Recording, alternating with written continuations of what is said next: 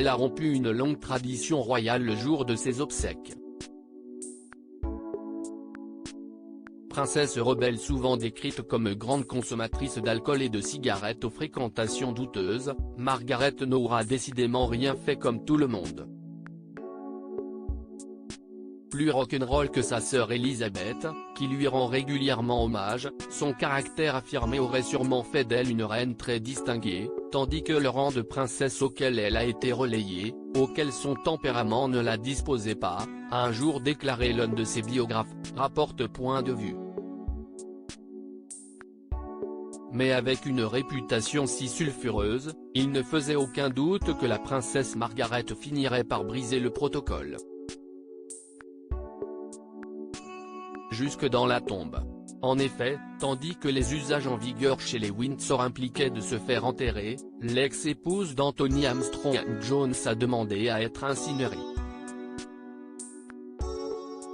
Toutefois, loin de demander à briser davantage la tradition en demandant leur dispersion, les cendres de la petite sœur d'Élisabeth II ont ensuite été enterrées dans la chapelle Saint-Georges de Windsor, près de son père George VI.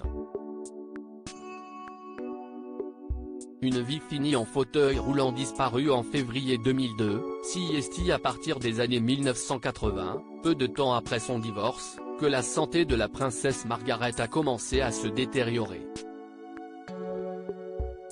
En 1985, elle a même été contrainte de subir l'ablation partielle d'un poumon, en raison de son tabagisme et de son alcoolisme, dont la presse à l'époque tenait les comptes, affirmant qu'elle fumait jusqu'à 60 cigarettes par jour et buvait plusieurs bouteilles de gin, sans que cela n'ait toutefois été confirmé. Par la suite, elle fera plusieurs accidents vasculaires cérébraux, dont un qui l'obligera à finir sa vie en fauteuil roulant. Une princesse jugée rebelle, qui aura tout de même aidé la princesse Diana à s'intégrer à la famille royale.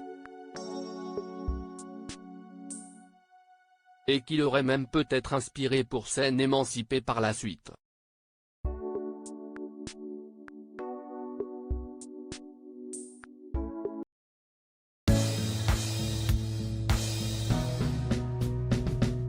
But there's all times through the rough times